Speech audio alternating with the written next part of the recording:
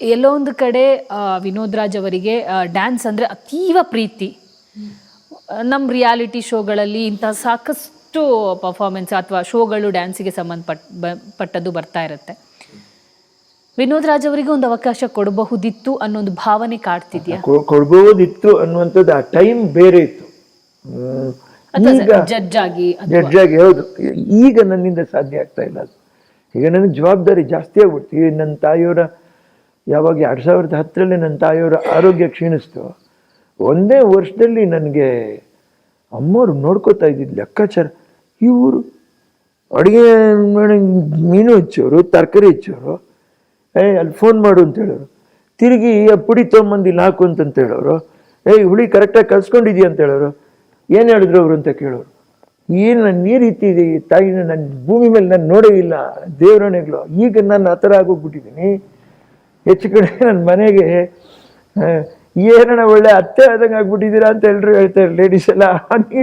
ಏನಮ್ಮ ಅತ್ತೆ ಆದಂಗೆ ಆಗ್ತಾ ಇದ್ದೀನಿ, ಬೇಡ ಗೀಳೆ ಎಲ್ಲ ಹುಷಾರಾಗಿ ಉಪಯೋಗಿಸ್ಕೋಬೇಕು, ಏನು ತಿಳ್ಕೊಂಬಿಟ್ಟಿದ್ದೀರಾ, ನಾನೇನು ಸಿನಿಮಾದೆಲ್ಲ ಪಾತ್ರ ಮಾಡ್ತಾ ಇದ್ದೀನಿ, ಬಂದಿದ್ದು ಬಡ್ಡಿಲೆಲ್ಲ ನಾನು ನಡೆಸಬೇಕು ಅಂತಂತ ಹೇಳ್ಬಿಟ್ಟು ರೇಷನ್ ಅಂಗಡಿಗೂ ನಾನೇ ಹೋಗಿ ಕೂತ್ಕೊಂಡು ಎಲ್ಲ ಹಿಂಗೆ ನೋಡ್ತಾರೆ.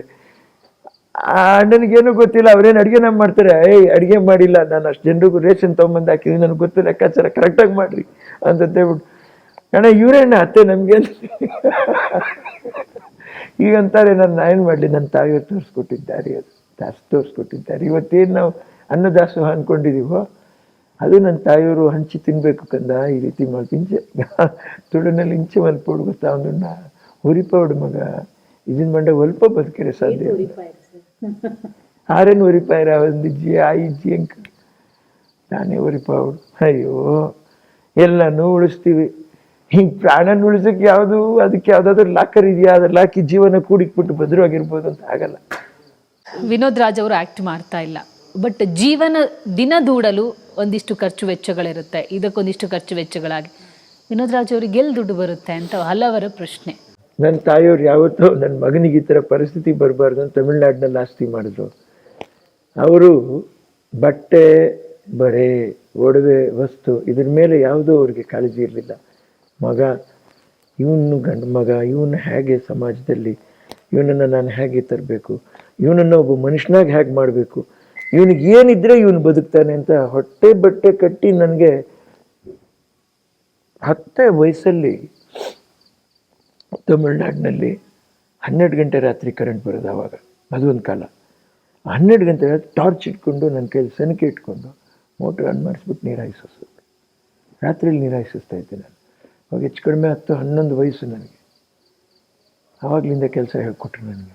ನೀನು ದುಡಿಬೇಕು, ಕಷ್ಟಪಡಬೇಕು, ಕಾಯಿ ತೊಗೊಂಡೋಗಿ ನೀನು ಮಾರ್ಕೆಟ್ಗೆ ಹಾಕಬೇಕು, ಕೊಬ್ಬರಿನ ಏನು ಮಾಡಬೇಕು, ಓಪನ್ ಮಾಡಬೇಕು, ಬಿಸಿಲಿಗೆ ಒಣಗಿಸ್ಬೇಕು, ಒಣಗಿಸಿದ್ರೆ ಒಳಗಡೆ ಇರೋ ಗಿಟ್ಕೀಚೆ ಬರ್ತದೆ ನಿನಗೆ, ಅದು ಈಚೆ ಬಂದಮೇಲೆ ಅದೇ ಪೀಸ್ ಮಾಡಿಬಿಟ್ಟು 1-2 ಬಿಸಿಲಿಗೆ ಹಾಕ್ಬಿಟ್ಟು ತೊಗೊಂಡೋಗಿ ಕೊಬ್ಬರಿ ಎಣ್ಣೆ ಮಾಡಿಸ್ಬೇಕು, ಮಿಲ್ಲಿಗೆ ಹಾಕಿ ಹಿಂಡಿ ಮಾರಿಬಿಟ್ಟು ಹಿಂಡಿ ಬಂದಿದ್ದ ಕಾಸಿನಲ್ಲಿ ಆ ಖರ್ಚಿನ ನೀನು ಅಲ್ಲಿಗೆ ಕೊಟ್ಬಿಟ್ಟು ಮನೆಗೆ ನೀನು ಕೊಬ್ಬರಿ ಎಣ್ಣೆ ತೊಗೊಂಬರ್ಬೇಕು, ಬೇಕಾದಷ್ಟು ತಗೋ ಉಳಿದಿದ್ದು ಮಾರಿಬಿಟ್ಟು ದುಡ್ಡನ್ನ ತೊಗೊಂಡೋಗಿ ಬ್ಯಾಂಕಲ್ಲಿ ಹಾಕು ಅಂತ ಹೇಳೋರು. ಇದು ನನ್ನ ತಾಯಿಯವರು ಬಾಳಿರೋ ರೀತಿ ಆಯ್ತು. ಇವತ್ತು ಅದೇನು ಜಮೀನು 3 ಎಕರೆ ಉಳಿದ 17 ಎಕರೆ ಇತ್ತು, ಇದ್ದಿದ್ರಾಗ 2,000 ಕೋಟಿ ಅದು ಆಯಿತು. ಅಲ್ಲಿಂದ ಕೊಟ್ವಿ, ಇಲ್ಲಿ ಬಂದ್ವಿ, ಬಾಳಿದ್ವಿ, ಬದುಕಿದ್ವಿ. ನನ್ನ ತಾಯಿಯವರು 3 ಆಡಿಟರ್ಸ್ ಅಂದರೆ ಒಬ್ಬರು ಆಡಿಟ್ರು, ಇನ್ನೊಬ್ಬರು ಅಕೌಂಟೆಂಟು, ಇನ್ನೊಬ್ಬರು ಫೈನಾನ್ಷಿಯಲ್ ಅಡ್ವೈಸರ್, 3 ಜನ ಇದೆ, ಬ್ರಹ್ಮ ವಿಷ್ಣು ಮಹೇಶ್ವರ.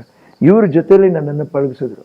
ಆಡಿಟರ್ ಶಾನ್ಭೋಗ್, ಆಮೇಲೆ auditor come accountant SN Kollur, ಆಮೇಲೆ ಮಿಸ್ಟರ್ ರವೀಂದ್ರನ್ ಅಂತ.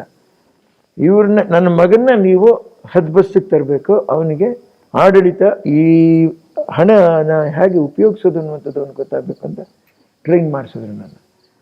ಸೊ ಎಷ್ಟು ದುಡ್ಡು ಬ್ಯಾಂಕಲ್ಲಿರಬೇಕು, ಎಷ್ಟು ದುಡ್ಡು ಮ್ಯೂಚುವಲ್ ಫಂಡ್ಸಲ್ಲಿರಬೇಕು, ಇನ್ಕಮ್ ಟ್ಯಾಕ್ಸ್ ಎಷ್ಟು ಬರುತ್ತೆ. ಈಗ ನಾನು ಇದು ಮುಗಿಸ್ತಾ ಬಂದುಬಿಡ್ತು, ನನಗೆ ನಾನು ಹೈ ಆಗಿ ಲಿಮಿಟ್ಸ್ ಮೀರ್ತು ನಂದು.